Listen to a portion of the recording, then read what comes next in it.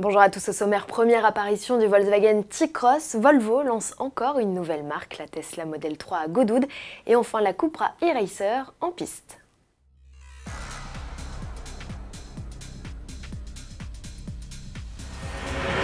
Volkswagen continue son offensive sur le segment très plébiscité des SUV. Fort du succès des Touareg et Tiguan, c'est désormais le marché des baroudeurs citadins qui intéresse le constructeur.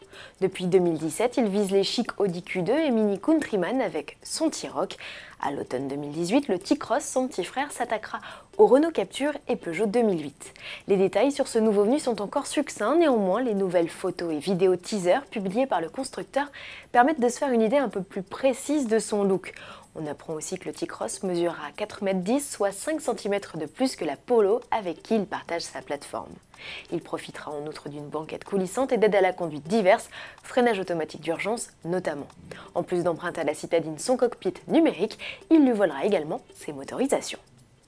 Volvo est une marque dynamique et résolument tournée vers l'avenir. La preuve, il a recentré les activités de son iconique préparateur Polestar vers les véhicules haute performance électrifiés.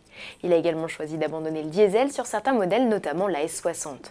Aujourd'hui, le constructeur suédois annonce la création d'une nouvelle marque, M, dédiée à la mobilité. L'idée est de proposer des voitures et services à la demande via une application intuitive. Pour cela, Volvo profitera du savoir-faire de Sunfleet, une société spécialisée dans l'autopartage qu'il possède en Suède. Annoncée pour le printemps 2019, la marque a pour ambition de repenser la place de l'automobile dans la société. Quelques constructeurs se sont déjà lancés sur ce terrain, Volkswagen avec sa marque Moi ou PSA avec Free2Move.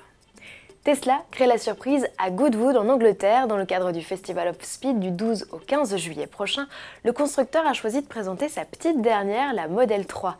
C'est la première fois que la berline posera ses roues en Europe. Pour les clients du vieux continent qui ont déjà versé un acompte et pour les curieux, c'est l'occasion rêvée d'approcher l'électrique la plus abordable de la gamme Tesla. Pour mémoire, ce nouveau modèle, dont l'autonomie flirterait avec les 350 km, devrait commencer à être livré chez nous au premier semestre 2019. Reste à savoir si le constructeur tiendra les délais. Fin juin, il a tout juste atteint son objectif de production initiale de 5000 exemplaires par semaine, en installant notamment une partie des chaînes de montage sous une tente de près de 275 mètres de long.